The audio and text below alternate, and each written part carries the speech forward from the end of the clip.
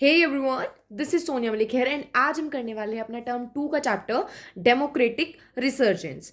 ठीक है, देखो डेमोक्रेटिक रिसर्जेंस इस चैप्टर का जो है वो चेंज हुआ नाम है। इस चैप्टर का जो पहले नाम था it was the crisis of democratic order. ठीक है, तो चैप्टर का नाम चेंज हो चुका है, इट इज डेमोक्रेटिक रिसर्जेंस। अब देखो, डेमोक्रेटिक मीन्स हमें पता है डेमोक्रेटी मीन्स डेमोक्रेसी का। रिसर्जेंस, रिसर्जेंस का मतलब क्या होता है? रिवाइवल। रिवाइवल मीन्स किसी चीज का दोबारा से वापस आना, यानी कि डेमोक्रेसी का रिवाइवल कैसे हुआ? रिवाइव देना, रिवाइवल सिंपल टर्म्स हम कंसीडर कर सकते हैं, जैसे हम बोलते हैं ना कई बार कि रिवाइव देना है ना, जैसे उसको मेडिकेट देके उसको रिवाइव दिया, मीन्स वो कमजोर था फिर उसको ट्रीटमेंट दिया और फिर वो अच्छा हो गया, तो दिस इज रिवाइवल। तो डेमोक्रेसी के साथ क्या हुआ होगा? डेमोक्रेसी बीमार कैसे होगी? जब डेमोक्रेसी हट जाए या कुछ समय के लिए उसको रोक दिया जाए।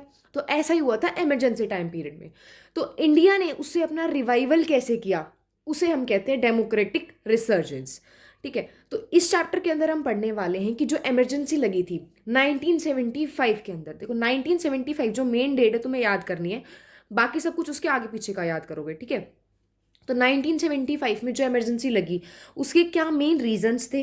ठीक है, इमरजेंसी में क्या हुआ और हमने उनसे क्या सीखा, एंड उसके इलेक्शंस के बाद क्या हुआ, ये हमारे टॉपिक्स हैं इस चैप्टर के। अब देखो चैप्टर का, तो अब देखो इसके अंदर कुछ टॉपिक्स भी ऐड ऑन हुए हैं, तो वो है राम मनोहर लोहिया, ठीक है, Deendayal Upadhyaya, integral humanism plus democratic upsurgence, जिसको हम आगे आने वाले इसके अंदर हम स्टडी करेंगे। ठीक है, तो अब वन बाय वन हम इसको पढ़ते हैं। देखो भाई, सबसे पहले हम पढ़ते हैं बैकग्राउंड टू इमरजेंसी, मतलब इमरजेंसी जब सामने आई, जब वो स्टेज पर आई तो उसके बैकग्राउंड में क्या चीज़ें चल रही थी, किस वजह से उसे स्टेज पे आना पड़ा। तो सबसे पहले हम देखो यहाँ पे रीजंस क्या होंगे। Economic context, economic context means circumstances, क्या वजह थी, क्या ऐसी सिचुएशन थी। बिहार का मूवमेंट, गुजरात मूवमेंट, नक्सलित मूवमेंट जिनको हम अभी पढ़ने वाले, ठीक है, एंड जुडिशरी से भी रिलेटेड था। एक तो जो जुडिशरी के साथ कंफ्लिक्ट हो रहा था, दूसरा Allahabad high court verdict, verdict होता है डिसीजन, कि इलाहाबाद हाई कोर्ट ने ऐसा क्या डिसीजन दिया जिससे इमरजेंसी लगानी पड़ी। ठीक है, तो उसको हम यहाँ पे पढ़ने वाले हैं। अब देखो, पहला कहते हैं इकोनॉमिक कॉन्टेक्स्ट मींस सरकमस्टांसेस। अब देखो 1971 के इलेक्शंस हुए थे, ठीक है, तो इंदिरा गांधी ने क्या कहा था कि उनका स्लोगन रहा था गरीबी हटाओ, जिसकी वजह से उन्हें इतनी मासिव विक्ट्री मिली थी। ठीक है, उनकी पार्टी जीत गई थी। लेकिन अब देखो, आपने बोला गरीबी हटाओ तो लोग आपसे एक्सपेक्ट करेंगे कि आप गरीबी हटाओगे, राइट, बट यहाँ पे क्या हुआ, इन्फ्लेशन बढ़ गया। इन्फ्लेशन क्या होता है कि चीज़ों की वैल्यू बढ़ जाना, उनका प्राइस बढ़ जाना, कि मान लो अगर एक पेन आपको आज 10 रुपए में मिल रहा है तो कल वो आपको 15 रुपए में मिलेगा, तो दिस इज इन्फ्लेशन। ठीक है, तो इन्फ्लेशन यानी कि वैल्यू बढ़ जाना, उनका प्राइस बढ़ जाना, जो कि 23% से 30% बढ़ गया, तो ये तो बहुत ज़्यादा बढ़ रहा था।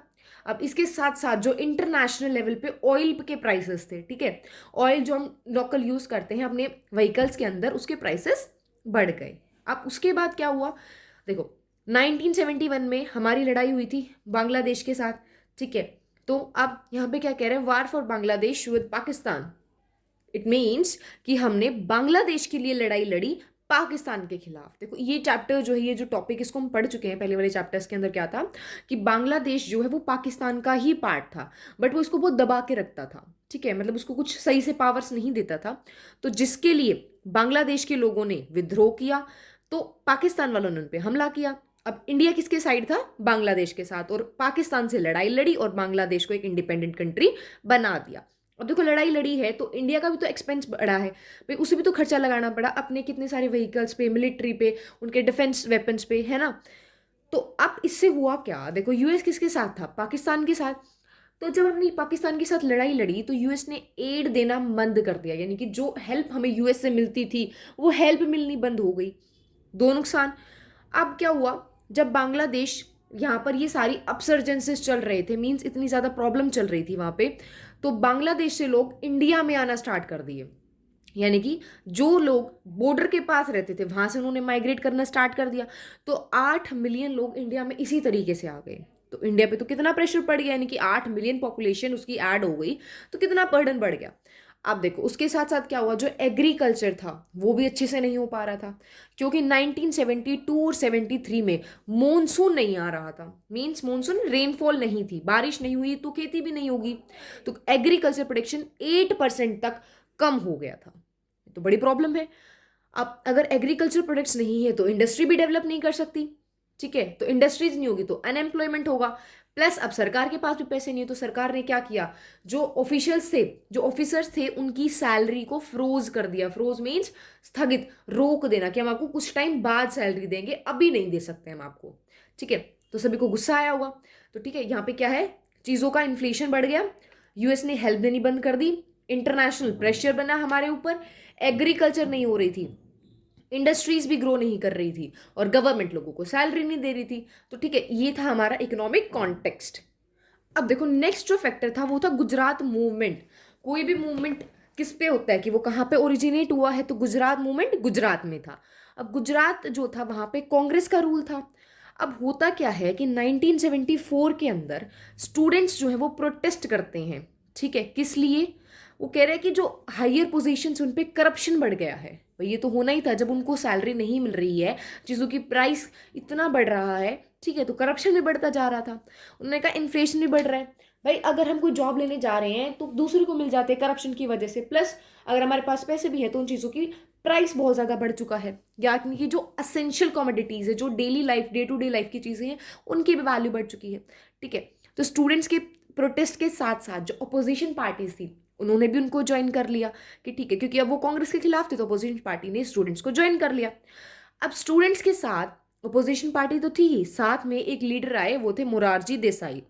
मुरारजी देसाई, देखो हमने जब स्टार्टिंग में पढ़ा था तो हमने देखा था कि जब कंपटीशन हो रहा था पीएम की पोस्ट के लिए तो इंदिरा गांधी के सामने मुरारजी देसाई थे, ठीक है।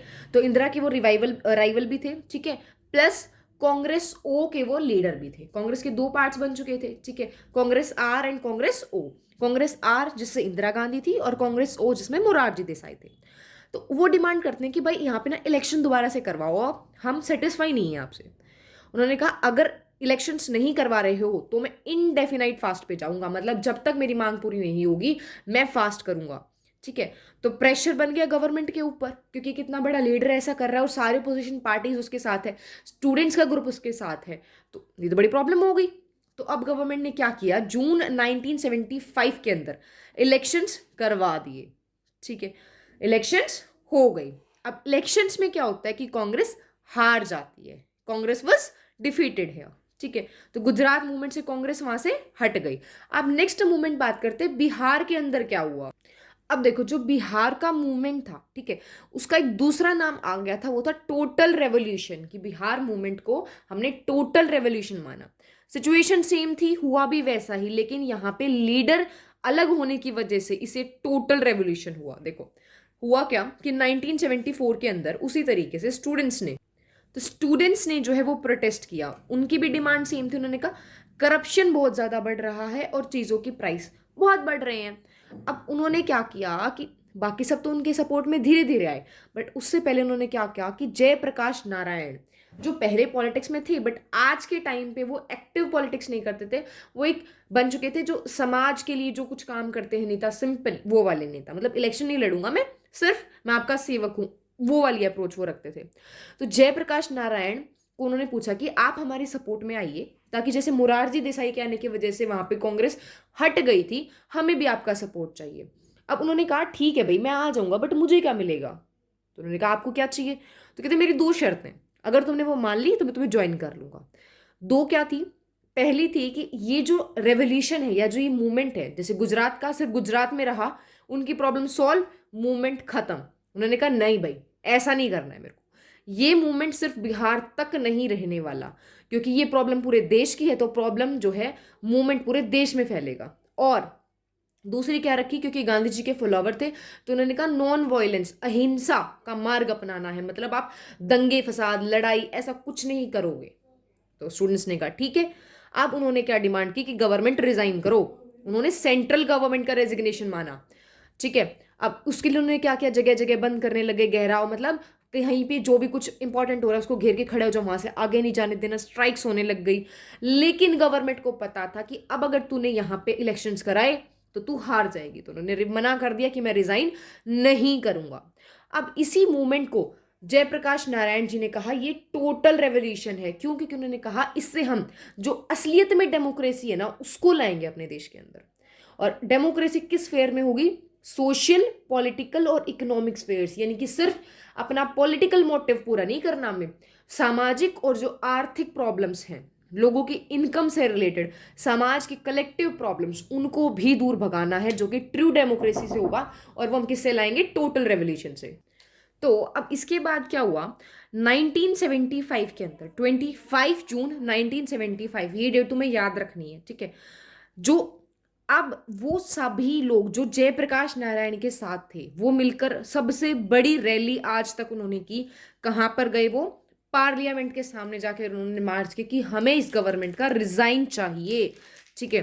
तो सबसे बड़ी ये थी टोटल रेवोल्यूशन। अब देखो इस ये जो चीज इस दिन जो रैली हुई थी ना, इसका बहुत मासिव इम्पैक्ट हुआ था हर किसी पर, ठीक है? अब इसके सोल्यूशन में हम देखेंगे क्या हुआ। सोल्यूशन में तो वैसे इमरजेंसी ही लगा दी थी इंदिरा गांधी जी ने, ठीक है? तो अब इसके साथ साथ एक पॉइंट करना है, रेलवे स्ट्राइक। रेलवे स्ट्राइक का क्या इंपॉर्टेंट था? देखो अब हर किसी की स्ट्राइक समझते हैं हम, ठीक है? यूनियन स्ट्राइक हो रही है, बस स्ट्राइक है, ऑटो वालों की स्ट्राइक है, समझ में आता है, ठीक है? क्योंकि उनके अल्टरनेटिव्स होते हैं। बट सोचो अगर कुछ ऐसा हो जाए कि रेलवेज ही चलना बंद कर दे, क्योंकि इंडिया में कितने सारे लोग डेली आते जाते हैं रेलवे से, ठीक है? प्लस आपके गुड्स भी इसी से ट्रांसपोर्ट किए जाते हैं। तो 1974 में ऐसा हुआ था।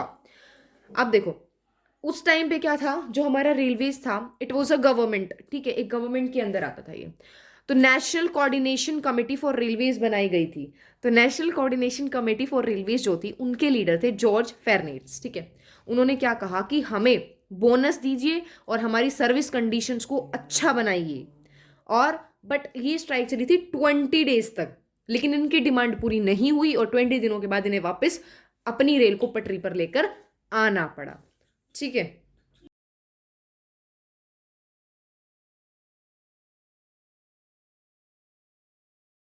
अब देखो नेक्स्ट टॉपिक है कन्फ्लिक्ट विद जुडिशरी, यानी कि गवर्नमेंट का जुडिशरी के साथ कहाँ कन्फ्लिक्ट हो गया था, कहाँ उनका झगड़ा हो रहा था। तो अब देखो सबसे पहले था 3 कॉन्स्टिट्यूशनल इश्यूज, ठीक है? तो अब यहां पे क्या था, सबसे पहले पार्लियामेंट ने कहा कि क्या मैं फंडामेंटल राइट्स को एब्रिज मींस इनको कुछ मोल्ड कर सकता हूं, मॉडिफाई कर सकता हूं? तो सुप्रीम कोर्ट ने कहा नहीं भाई, नहीं नहीं कर सकता। फिर दूसरी बार गवर्नमेंट पूछती है कि क्या मैं राइट टू प्रॉपर्टी को हटा सकती हूं? तो सुप्रीम कोर्ट कहता है नहीं, नहीं हटाना।